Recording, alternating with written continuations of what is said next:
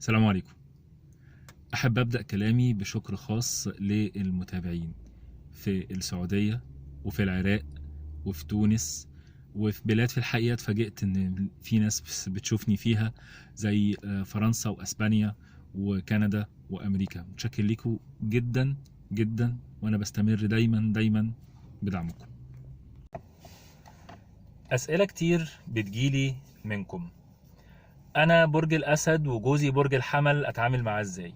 انا برج كذا وخطيبي برج كذا، اكمل في الخطوبة ولا اسيبه؟ وفي الحقيقة ببقى محتار قوي لما بتجيلي النوعية دي من الاسئلة، مش ببقى عارف. طيب، كتاب الابراج مثلا ممكن يقول انه مفيش توافق فعلا ما بين البرج ده والبرج ده. هل اخد مسؤولية ان انا اقول لها لا العلاقة دي مش ناجحة، او سيبيه او ابعدي عنه؟ في الحقيقة دايما بلاقي نفسي مضطر ان انا اقول اجابة واحدة: هي الابراج بتقول كذا، بس ستيل اي علاقه ممكن تنجح بالتفاهم والتقارب والتواصل و ففي الحقيقه فكرت في الاخر وقررت انه لا، الافضل بقى ان انا اتكلم معاكم تاني في الموضوع ده. كان في فيديو سابق عن العلاقات وازاي العلاقات بتنجح وليه العلاقات بتفشل و حابب اكمل كلام في الموضوع ده، علشان يا جماعه ااكد على فكره مهمه جدا: انه والله العظيم مش الابراج هي اللي بتحدد تعامل الناس مع بعض ولا نجاح او فشل العلاقات. في عوامل كتيرة جدا جدا جدا بتحدد احنا كبشر بنتواصل مع بعض ازاي. انا بحضر ان شاء الله، كنت كلمتكم قبل كده عن انه هبقى اقرا كتاب واجيبه واتكلم معاكم عنه، ولقيت بقى انه انسب كتاب يمكن يناسب الموضوعات اللي احنا دايما بنتكلم فيها هو قبعات التفكير الست. والغرض من الكتاب ده ان احنا نشوف ازاي احنا طريقتنا في التفكير وطريقتنا في التواصل والتعامل مع بعض، وازاي ده بيختلف من شخص للتاني، وايه اللي ممكن يكون غالب علشان نحسن من التواصل ما بيننا. طيب، نرجع للعلاقات. الفكرة انه في حاجات بسيطة انا بشوف ان هي لو اتعملت ممكن تخلي العلاقة ناجحة. احنا يعني اكتر مواضيع بتشغل بالكم من واقع الكومنتس بتاعتكم اللي انا شفتها هي الجواز والخطوبة والارتباط العاطفي طيب، انا النهاردة واحدة ست او بنت وداخلة علشان ارتبط بواحد. ايه اللي يمنع انه في بداية الموضوع اقعد معاه واقول له: طيب بص يا سيدي، انا عايزة من شريك حياتي واحد اتنين تلاتة اربعة خمسة ستة.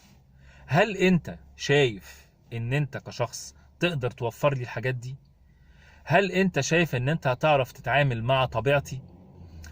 ايه اللي يمنع ان انا انقل للشخص اللي قدامي بمنتهى الامانة والشفافية نقاط قوتي او الحاجات اللي انا شاطر فيها، والحاجات اللي انا يعني بشوف نفسي مش شاطر فيها قوي؟ ايه اللي يمنع ان انا اتكلم مع الشخص بصراحة، اقول له انا تركيبتي كشخص من واقع الخبرات والتجارب اللي انا طول عمري مريت بيها كانت ان انا واحد اتنين تلاتة اربعة. انا بتعصب، انا ساعات بنام كتير، انا مش اجتماعية، انا انطوائية، انا بحب الخروج، انا بحب اقعد في البيت، انا بتكلم كتير، انا ما بتكلمش خالص، انا بتكلم قليل. تنقلي للراجل ده انت صفاتك ايه وطبيعتك ايه، وبعدين تقولي له انا توقعاتي بقى من انه يكون شريك حياتي: اهم حاجه عندي انه ما يكونش بخيل مثلا، او اهم حاجه عندي انه ما يكذبش، او اهم حاجه عندي انه يقعد في البيت وما يقعدش على القهوه، او اهم حاجه عندي انه يكون حنين، او انه يكون جد، او انه يكون عملي، او انه يكون شاطر في شغله وناجح في شغله، او انه يكون طموح. اللي عايز اقوله بقى يا جماعه عشان نبقى صراحه كده: مفيش حد هياخد كل حاجة. احنا في كوكب الارض، احنا في الدنيا، والدنيا قانونها انه ما فيهاش، مش هتحصل على كل حاجة. انت بتاخد الحاجات المهمة بالنسبة لك، اولوياتك، وبتسيب حاجات اقل اهمية. لكن علشان اقول ان انا عايزه واحد يكون غني وكريم وجدع وصادق وحنين وعطوف ورومانسي وراجل وشاطر في شغله ومجتهد ويسفرني كل اسبوع مش عارف فين كل ده هيبقى ان شاء الله في الجنه ونعيمها باذن الله. ويعني لو لقيتي واحد كده يا ريت تقولي لي عليه يعني. فهي الفكره، لا، انت حددي اولوياتك ايه، وشوفي كل شخص بيطلب او بيتقرب للارتباط منك بيحقق قد ايه من اهم اولوياتك. ده في بدايه العلاقه. حطي الاساس ده، انا صفاتي 1 2 3 4 وانا عايزه منك 1 2 3 4. انت هتعمل ده ولا مش هتعمله؟ طيب دايما الناس بتدخل علاقات بالاماني الورديه وبالبهجه، فيقول لك اه طبعا هعمله، يا سلام ده انا هعمل اكتر من اللي انت قلتيه ده بكتير. انا بقول لك اهو ما تصدقيش الكلام ده. طيب بنعمل ايه في فتره بقى؟ ناس بتسميها الخطوبة، ناس بتسميها الارتباط، تسموها زي ما تسموها، دي ترجع لكم انتوا. في الفترة دي انا بحاول ان انا اتأكد من انه الراجل اللي قال لي الوعد ده او الصفات دي فعلا هو فعلا صادق وهيقدر فعلا ينفذ الكلام ده. علشان كده مهم يا جماعة انه في فترة الخطوبة بالذات ما تكونش فترة رسمية قوي، تبقى كلها مقابلات في مكان واحد في وجود مثلا الاهل والكلام ده، والناس بتتكلم بقى بتحفظ وبتحاول ان هي تقدم افضل ما عندها. لا، انا اتمنى ان يكون في تجارب كتيرة تحصل او مواقف كتيرة تحصل في فترة الخطوبة علشان نتأكد فعلا هل الشخص ده زي ما بيقول ولا لا. طيب خلصنا بقى الفترة دي وداخلين على الجواز. خلينا نتفق على حاجة يا جماعة في رأيي المتواضع برضو، الحب مش هو الحاجة الوحيدة اللي تنجح الجواز. تاني، الحب مش هو الحاجة الوحيدة اللي تنجح الجواز. ياما ناس اتجوزت عن حب وفشلت، وياما ناس اتجوزت جواز اللي بيسموه صالونات او تقليدي ونجحت، والعكس. الحب في رأيي أهم عامل، ولكنه ليس العامل الوحيد. في بداية الجواز بيبقى شخصين بيرتبطوا ببعض مختلفين تماما، مهما كان الكلام المعسول بتاع فترة الخطوبة بتاع ايه ده احنا قد ايه كده، احنا ازاي شبه بعض كده، احنا ازاي، انت ازاي شبهي، انت ازاي بتحب نفس الحاجات. لا، في فترة الخطوبة احنا بنبقى شبه بعض قوي، يعني كل حاجة بتبقى شبه التانية طبيعي. في فترة الجواز بقى او اول ما بنتجوز، ايه ده، مين دي، كل حاجة عكس التانية، او مين ده، كل حاجة عكس التانية. لا، لازم نتفق انه بقى سواء في الخطوبة او في الجواز انت بني ادم وهي بني ادمه، او انت بني ادمه وهو بني ادم. بني ادم مر بتجارب وبخبرات وتربى في مجتمع وفي بيئه وحصل على قدر من التعليم وتعرض لاهزات نفسيه. كل ده هو اللي بيكون شخصك اللي موجود قاعد في البيت قدام التلفزيون وكرشك قدامك وماسك الريموت. كل الخلفيات دي هي اللي وصلتك او هي اللي بتوصلك لشكلك بعد الجواز. فالمهم انه في الجواز بقى نكون عارفين احنا بقت حياه بقى، بقينا في وش بعض كل يوم. نتفق برضو، وفي اول الجواز نحط قواعد عامه، مش عيب ومش حاجه جو مسلسلات يعني وافلام اللي هو ايه ده، يعني احنا نقعد كده في اول شهر لسه في شهر العسل نتكلم؟ طبعا. ما كناش نتكلم في افضل فتره المفروض ان علاقتنا موجوده فيها؟ امال نتكلم امتى؟ يعني هنتكلم بعد ما نتخانق ولا نتكلم عند المأذون؟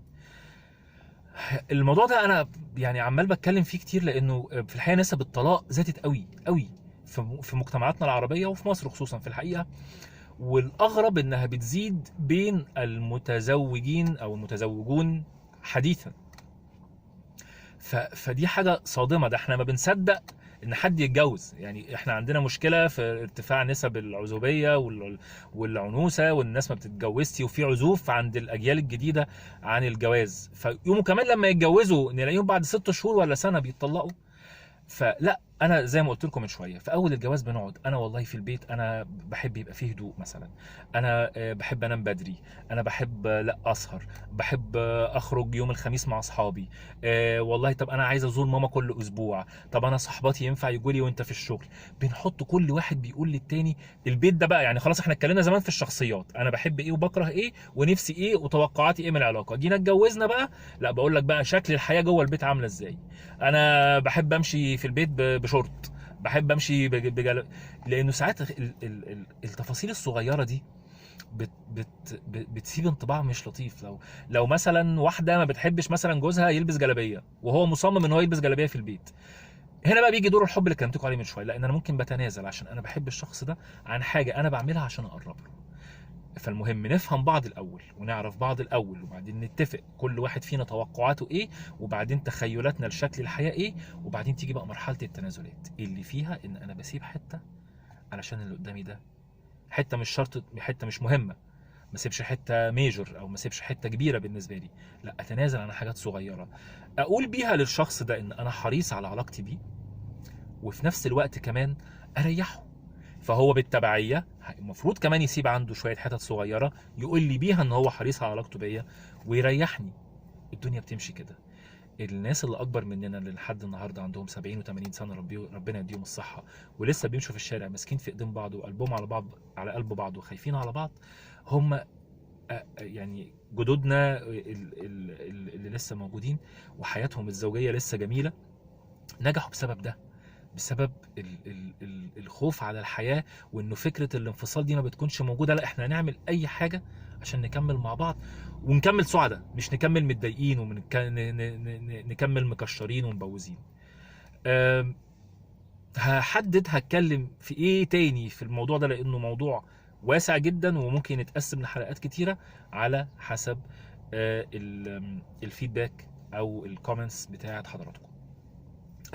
حاجه اخيره بس برضو على موضوع الابراج، انه ساعات الناس مثلا بلاقيها بتتفرج على برج الحوت وتقول لي طب هو فين برج الدلو، فاضطر ابعت لهم اللينك بتاع برج الدلو. فارجوكم بس يا جماعه بصوا على التشانل كلها. انا عارف ان لسه ما اتكلمناش على كل الابراج، ولكن لو انت بتدور على برج معين شوف الاول موجود ولا لا. لو ما لقيتوش ما فيش مشكله، ابعت لي الكومنت وانا ربنا يقدرني ان شاء الله وارد عليك. وان شاء الله البرج اللي جاي برج الحمل. انا متشكر جدا جدا تاني وتالت ليكم كلكم، وربنا يخليكم ليا يا رب، واشوفكم على خير تاني ان شاء الله. بحبكم قوي. السلام عليكم.